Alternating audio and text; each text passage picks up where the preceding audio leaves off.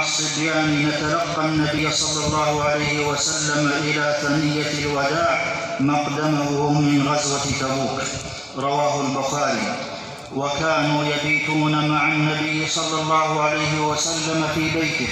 قال ربيعة بن كعب الأسلمي رضي الله عنه: كنت أبيت مع رسول الله صلى الله عليه وسلم فأتيته بوضوئه وحاجته فقال لي: سل. فقلت: أسألك مرافقتك في الجنة.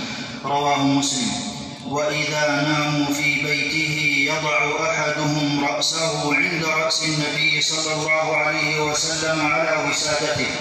بات ابن عباس رضي الله عنهما ليلة